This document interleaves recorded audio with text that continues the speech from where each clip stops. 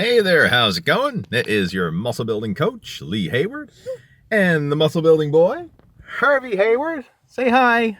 Hi. Hi. And in today's video, we're going to do a dynamic effort strength workout. And this is a continuation on from the second part of the video that I posted the other day where we did a dynamic effort bench press workout. Today we are going to be doing a dynamic effort squat workout. So we're going to drop Harvey off, get ready to head on up to Platinum Gym and do a dynamic effort squat workout.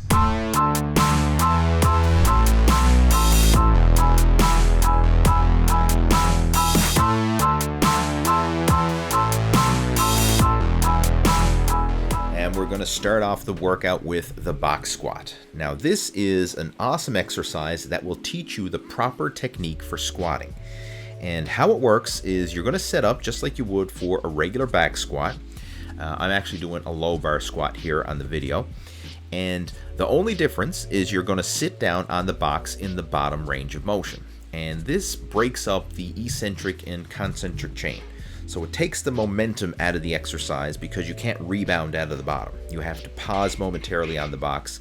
And this makes it more challenging, because you have to use that starting strength to overcome the inertia. Whereas if you don't have the box there, you can kind of rebound in the bottom and use the momentum to help generate that initial drive up out of the bottom of the squat. So this is good for building explosive strength.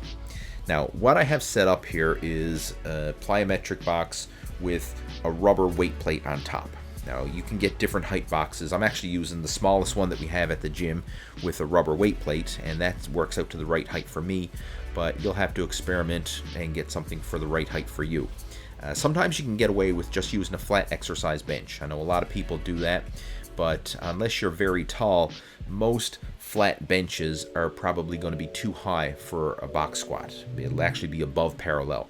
Now, there's nothing wrong with starting with that, but as you get used to the exercise, you're going to want to set up so that you have the box at approximately parallel, maybe even a little bit below parallel. Now, the reason I'm doing this exercise is to build that dynamic explosive strength, and this is something that I learned about when I was studying the Westside Barbell VHS tapes back in the day. I mean, that's what I followed in the early 2000s when I was training for powerlifting, and it really helped to take my strength to another level. And the big thing that I found helpful was the addition of these dynamic effort workouts, because I was used to doing all typical bodybuilding style training where I do, higher repetitions, train to failure. And with this style of training, the dynamic effort method, we're actually doing multiple sets of low reps with sub-maximal weight and stopping the sets short of failure. But what we're doing instead is using maximum speed and maximum force when we're doing the exercise. So it's a totally different style of training, and if you haven't done it before, it can really help to spur on some unique muscle stimulation to bust past training plateaus. And that's what I found really beneficial in my case. I found that when I started incorporating the box squats, not only did it help to improve my squat, but it also helped to improve my deadlift as well. I actually set my personal best deadlift by using box squats as a primary exercise in my workouts. So the benefit you'll find from this style of training is it'll help you to overcome those sticky points in your strength gains, and that will then carry over into all your other exercises. So even if you transition to more of a bodybuilding style workout later on, the strength that you gain here will carry over into that, and you'll be able to lift heavier and thus stimulate more muscle growth with your bodybuilding exercises. So that's why I'm a big fan of alternating power training and bodybuilding training, because I think both of them can be complementary to one another.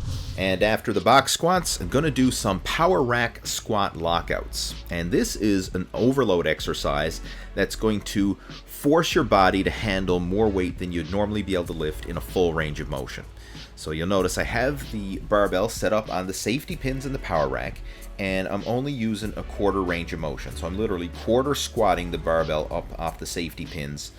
And by doing this, you're going to handle much heavier weight than you can use when you're doing a full range of motion squat. A general guideline is you'll probably be able to handle about 50% more weight in a quarter squat lockout like this compared to what you can use for a full squat.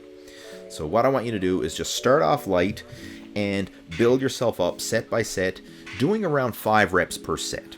And just do as many sets of 5 as you need to until the weight starts to get heavy. And once you work up to a heavy set of 5, then you can call it a day for the squat lockout. I don't want you to do too much too soon, because there is a risk of injury here. I mean, you are handling more weight than you're used to, and I don't want you to push it too much too soon. So once you get to the point where the weight starts to feel heavy, we're going to call it a day for the squat lockout, and then work on improving that for your next workout. And now we're going to do some isolation work for the quadriceps with the leg extension. And for this, just going to do it in a standard bodybuilding fashion. I usually do about 4 sets of around 10 repetitions.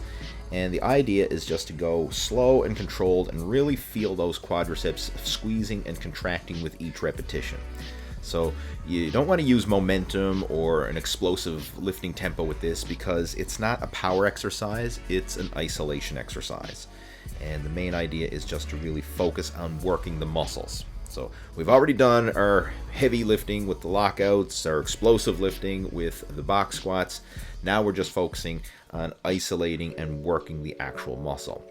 And I like this exercise because I find not only is it a great quadricep developer, but I find it very therapeutic on the knees as well, especially when you use a controlled tempo.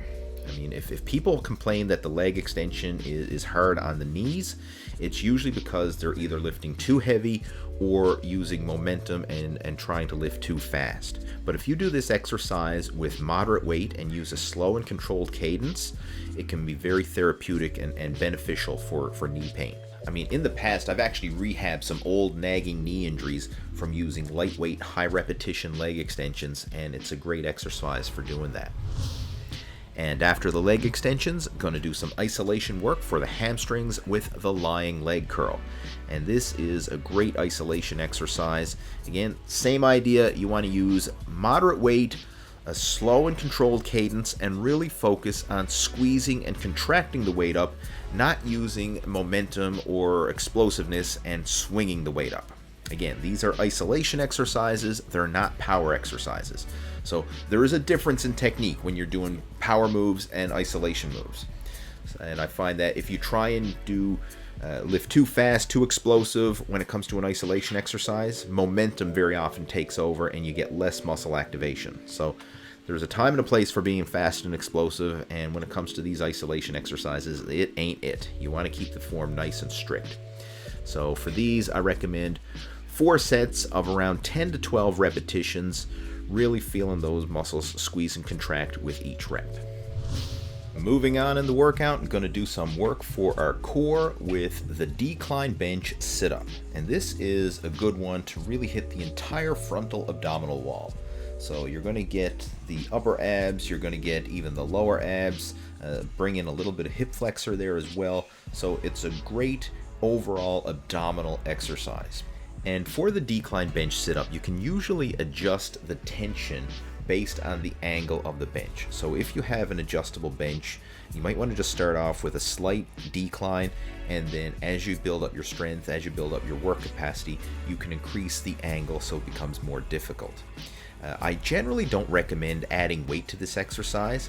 Instead, I like to use a steeper angle and simply perform more repetitions, more sets, and build up the volume. I mean, back when I would be getting ready for bodybuilding competitions, I would do this as one of my main abdominal exercises, and I would work up to doing 100 total reps. So that could be like 4 sets of 25, 5 sets of 20, or basically however many sets and reps it took in order to complete 100 total reps. But I found that that was a great way to really work that entire frontal abdominal wall. And to finish off the workout, we're going to do some hyperextensions, also known as a back raise. And this is a good exercise to work the spinal erectors, the glutes, and the hamstrings. And if you have any lower back issues at all, this exercise right here is a must do. It will help to strengthen that lower back, not only by building up the muscles, but it's a great flexibility exercise as well, because as you go through the full range of motion, it helps to decompress the spine. So it's a great stretch as well as a contraction for the whole lower back area. I'm a huge fan of this. I mean, I like to do this as a regular in my workouts. I'll throw it in as part of a leg workout. I'll throw it in as part of a back workout because, again, it does work the lower back as well as the glutes and hamstrings. So you can kind of pair it up with either legs or back. And with this one, I just focus on quality of movement, and I also focus on building up the volume. So before you go adding weight, focus on increasing the volume. Again, 100 total reps is a good number to shoot for. I mean, that could be 4 sets of 25, 5 sets of 20, 10 sets of 10. It doesn't matter. I mean, however many sets and reps you need to do to bang out 100 total reps. If you work up to doing 100 total reps of this exercise on a regular basis, you're going to have a strong lower back. And then, of course, after that, if you want to increase the weight even further, you can hold a weight plate to your chest, and that's a great way to have progressive overload when you're doing the hyperextension. And there you go. That concludes the workout. Now, if you haven't already done so, make sure to go back and check out the previous part of this training series where I covered the dynamic effort bench press workout. And if you would like to get this entire program in a simple, easy to follow format, then make sure to download the Total Fitness Bodybuilding app, because I include this dynamic effort strength program as well as all my best training programs in the Total Fitness Bodybuilding app, which you can download for both Android as well as Apple devices. And I have a link to it in the video description below, so you can go check that out for yourself. If you like the video, please give it a big thumbs up. Make sure to subscribe to the channel if you haven't already done so, and stay tuned for my next video coming soon. Take care, over and out.